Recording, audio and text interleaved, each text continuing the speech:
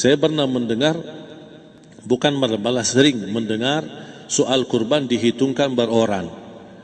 Jadi keluarga suami istri sama 5 anak berarti jumlah 7, wajib sapi. Kalau kurang daripada itu, atau misal suami istri tidak mampu, boleh ini tahun kurban kambing atas nama suami, tahun depan atas nama istrinya. Ini hal keliru sebenarnya. Yang dihitungkan soal kurban beda sama akikah dan beda sama zakat fitrah. Zakat fitrah sama akikah terhitung beroran. Akikah laki-laki 2 kambing, perempuan 1. Kalau tidak mampu boleh.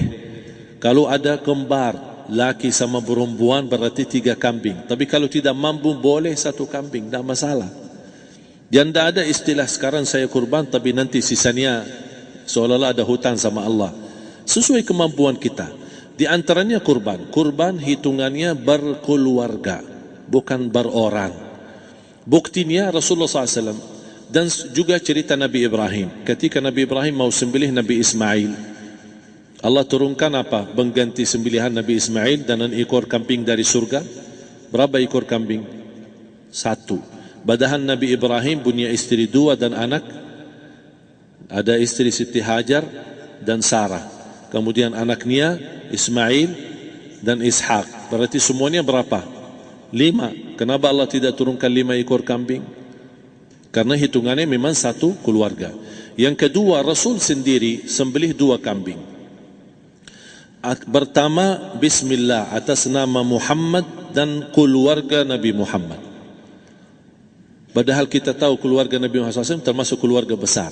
11 istri, belum lagi anaknya laki-laki sama perempuan. Ada yang hidup maupun sudah mati, sudah termasuk semua. Yang hidup maupun mati. Yang kedua, Rasul sembelih sembelihan yang kedua atas namaku dan umatku. Umatnya berapa miliar? Cuma 1 ekor kambing. Kenapa Rasulullah SAW berkurban atas nama dirinya dan umatnya? Saya mengambil salah satu di sini tanda sayangnya Rasul kepada umatnya. Jadi saya selalu berkata, orang miskin yang tidak mampu berkurban seharusnya bangga di hari kurban, karena Rasul sudah kurbankan duluan atas nama dia. Jadi terima kasih ya Rasulullah, ingatkan kita. Yang kita tidak mampu, Rasul sudah.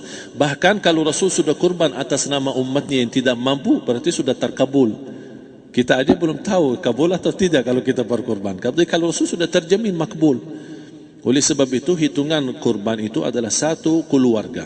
Misal bapa punya istri, punya anak. Itu kalau mampu sapi silahkan. Mampu 1000 sapi silahkan. Kalau soal kemampuan tidak ada masalah. Tapi kalau soal kewajiban tidak ada wajib lebih daripada 1 ekor kambing. 1 ekor kambing. Misal kalau bapa punya istri 4, misal, cuman ini misal, ya. Istrinya 4, setiap istri anaknya 10. Berarti jumlah berapa? Anak 40, istri 4, berarti 44, sama bapa 45. Wajib 1 ekor kambing saja, cukup untuk semua ini. Tapi kalau soal mampu, ya silahkan. Mau 1000 kambing boleh, mau 1000 sapi boleh. Tidak ada yang melarang kalau soal kemampuan. Dan kalau kita mau sembelih, Bismillah atas namaku dan keluarga. Tidak perlu bawa data-data nama keluarga. Jadi disebutkan tukang sembelihnya ada capek menunggu sambil sebutkan nama-nama. Tidak perlu.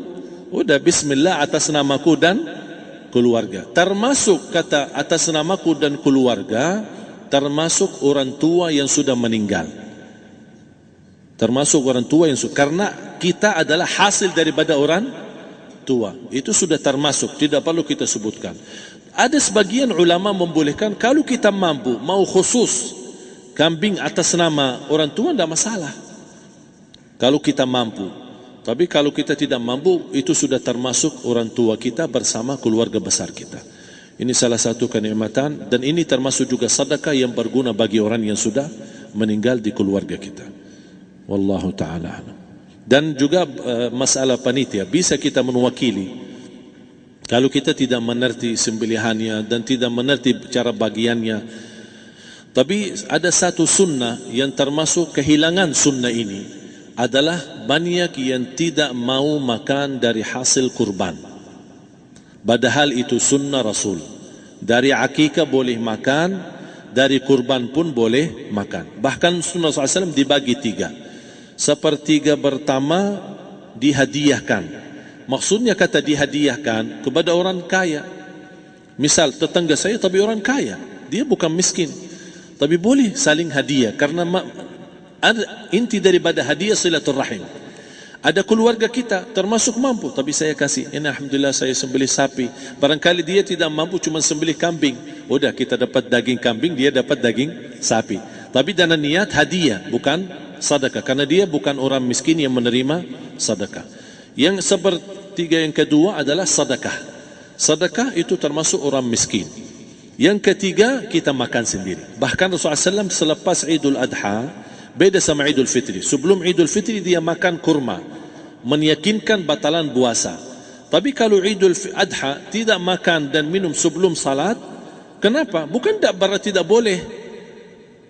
Tapi Rasulullah SAW ingin pertama pembukaannya, buka sarapannya atau makan di pagi harinya selepas Idul Adha adalah dari hasil sembelihan kambing itu atau dari kurban.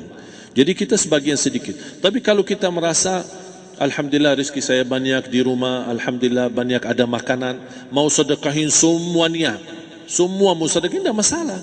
Tapi yang saya maksud, kenapa tidak kita sekali-kali hidupkan sunnah Rasul?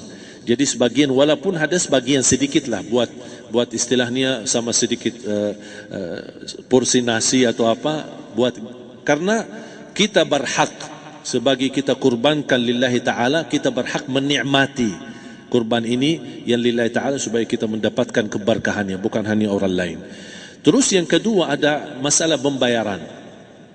Kalau kita wakili panitia, boleh kita pesan sama panitia, tolong sedikit dari kurban saya minta buat saya makan. Itu tidak masalah, kita boleh minta. Dan boleh kita wakili, tapi kita tolong ingatkan, tidak boleh pembayaran hasil sembelihan itu dari kulitnya. Ini menjadi salah satu persoalan di Indonesia.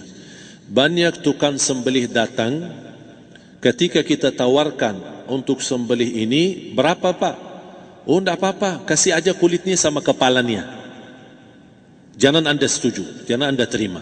Oh maaf, saya tidak bisa. Bapak berapa ongkos sembelihannya? Kita harus sepakat dulu. Tidak, saya ikhlas, tidak apa-apa, seikhlasnya. Tapi yang penting kepalanya sama kulitnya. Itu aja yang saya minta, yang lain tidak apa-apa. Tidak boleh. Tidak boleh. Kenapa? Karena ini kurban. Kata kurban berarti lillahi ta'ala, bukan untuk jual beli. Kalau kita sudah bayar dari bagian kurban, berarti bukan lillahi ta'ala. Harus kita jaga amalan itu. Tapi bagaimana cara jalan keluarnya? Kita harus sepakat, ijab kabul.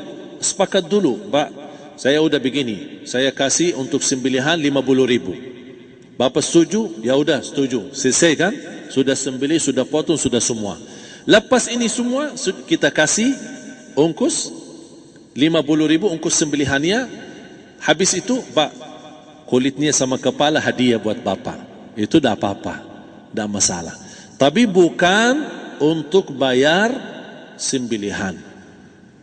Faham maksud saya? Harus dibedakan supaya jangan sampai amalan kita kurban habis biaya, habis ini malah tidak diterima karena sudah kita bayar sebagian daripada kurban. Saya silahkan bayar apa yang kita sepakati, mau hadiahkan kepada dia karena kita tidak bisa guna. Buat apa yang kita mau gunain kulitnya? Tidak bisa. Tapi buat mereka lebih berguna, oleh karena itu kita bisa hadiahkan untuk mereka. Bahkan kita bisa juga kasih daging untuk mereka bisa menikmati sebagai sedekah. Wallahu ta'ala. Subhanallah walhamdulillah ولا إله إلا الله والله أكبر سبحان الله والحمد لله ولا إله إلا الله والله أكبر